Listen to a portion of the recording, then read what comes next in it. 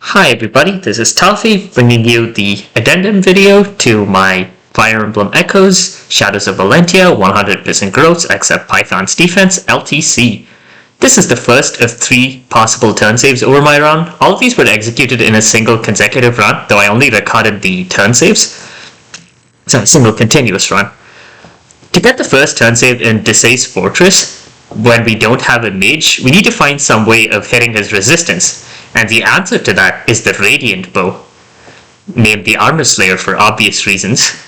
The Radiant Bow is a bow that has only 1 to 2 range, unlike the usual 1 to 3 range of most non-default bows.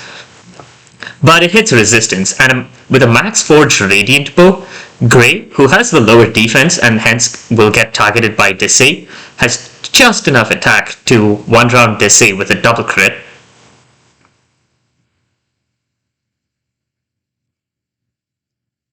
All of the other enemies will just die to either Cliff or Grey. The witch in the bottom right needs to teleport in to die to one of Grey or Cliff. For EXP management reasons, we want the witch to go for Cliff to make sure that he hits Bow Knight by a particular point in the run. You'll notice that this clear doesn't have the map spawns in Desaix's Fortress. That's because one-turning this map with the map spawns is not possible without DLC. Though I did figure out that you can one-turn this map with the map spawn in DLC if Cliff has mastered the Parthia's combat art, which I believe should be possible by this point. With this one-turn of Desaix's Fortress, that means that the only map in Alm's Act 3 that isn't one-turned is the very first one. Pretty much all of our turn wheel uses just go to getting the witch to cooperate, and I undeployed all of our irrelevant units just to make it more likely for the witch to do what I want her to do. Forging the Radiant Bow here does have some implications for the rest of the run though. Because the Radiant Bow cannot have 5 range, that means that Alm is going to be down a 5 range weapon on Bow Knights. And also, while the Radiant Bow is very useful for killing Barons, we can't turn it into any other bow later. So that means that Alm is also going to be shot on a killer bow. And as a matter of fact, Alm only has 1 killer bow until after Last Bastion, which is kind of annoying because Last Bastion is the last map where Alm might have wanted to have multiple killer bows in his army.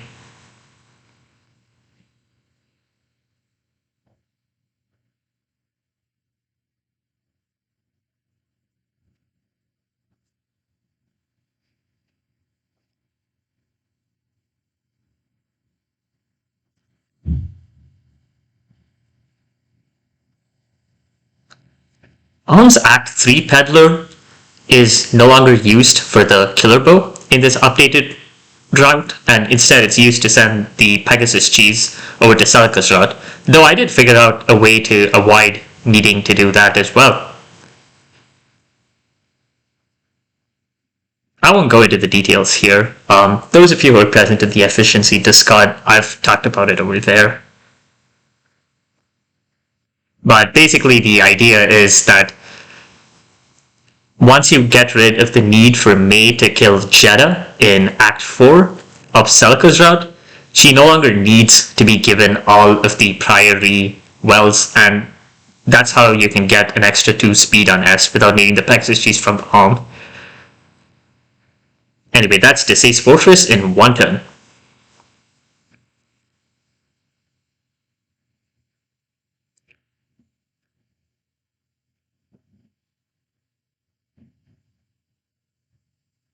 The second turn save I'm going to show off is Valley Approach in 1 turn. This is the turn save that I described in the main playthrough, since it was the only one I was aware of before I finished the run.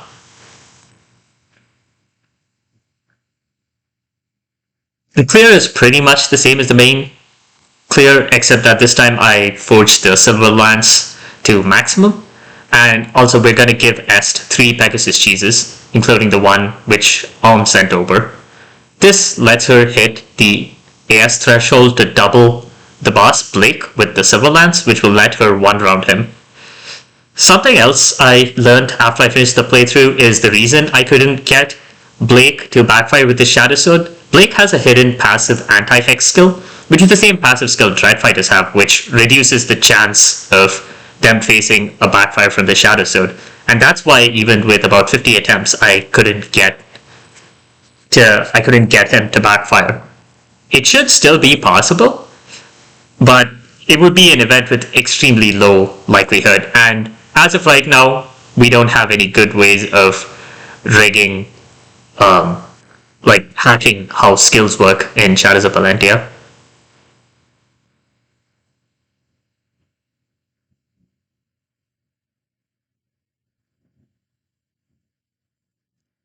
This route change does mean Celica no longer wants to pick up the Fruit of Life from Alm's Act 1 Ram Village, but I still did it in this particular playthrough out of force of habit. We once again require 4 swap users and a shove. I did train Jenny up to learn swap without interfering with any of our relevant combat units, but it turns out to not really be necessary. The swap users we trained in the old run are adequate for achieving the lowest turn counts.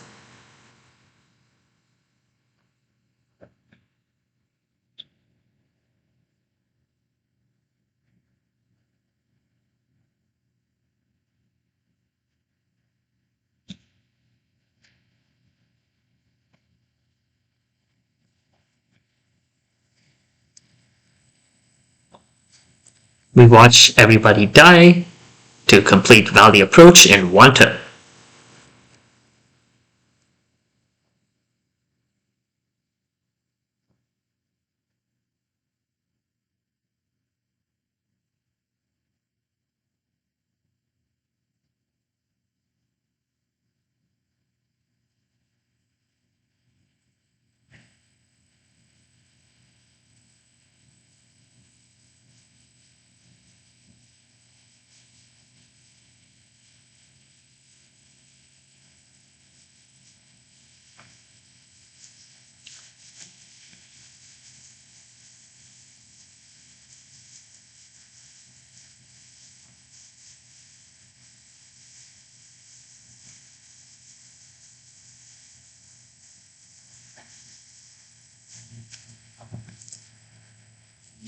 Doing something lost by saving a turn in this particular clear is a little bit of EXP on S.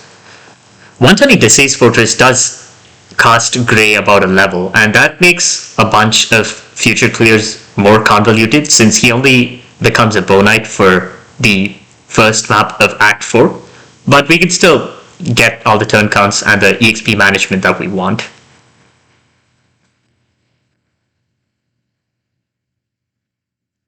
The final turn save I'm going to show off is Fear Mounted.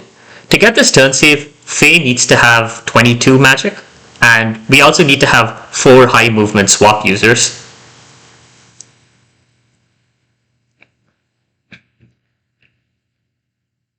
You'll also notice that once again, we no longer have the map spawn. That's because the map spawn blocks where we want Python to move on the right. Up top, Cliff with the Radiant Bow handles all of the Barons and the boss. The Sniper needs to be picked off on player phase to make sure he doesn't go for Faye. Faye needed 1 swap to get Cliff onto that particular spot. And we need 2 high movement swaps on Python and 1 swap on Silk to make sure that the warp happens from and to the right squares. Python needs to pick off that 1 Armor Knight to the right on player phase, because that's the one who can't get to him on enemy phase, and everybody else just needs to die to hacked crits, and that will be Fear Mountain in 1 turn. Those are the 3 turn saves over an all fixed encounters run, but there's actually a 4th possible turn save if you relax the category a little bit. You'll remember in the original run that Tatiana was given 1 EXP well and 2 speed wells, and then gained 2 levels in the Duma's trial map.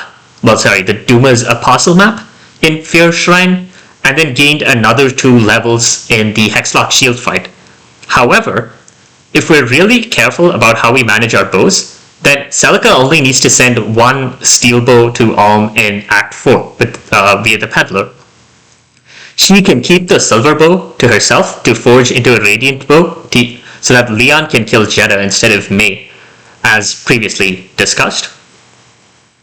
And that leaves 2 free Peddler slots. If we decide to do the Hexlock shield fight, the optimal use of those 2 Peddlers is to send the Duma Moss from the first floor of Duma Tower and the Ambrosia from Sage's Hamlet over to Alm to dump on Faye to slacken the anti-benchmark for the Bow Knight in Last Bastion a little bit. However, if we decide to instead send 2 golden apples over from Celica's route, then we can just give those to Tatiana to give her the 2 levels she would otherwise have gotten from the Hexlock shield fight.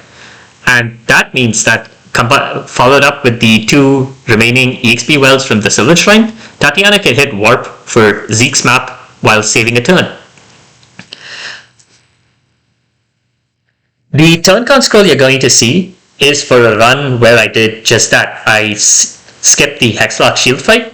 So this was for an 89 turn run that I quickly ran through. It turns out when I don't have to record the video footage for most of the clears, it's possible to get through this game pretty quickly. So that's it. That shows that the turn floor for Shadows of Valentia is 90 turns with all encounters, all fixed encounters, and 89 turns if you are okay with skipping fixed encounters. I hope you enjoyed watching this series, and we'll see where things go from here. Bye!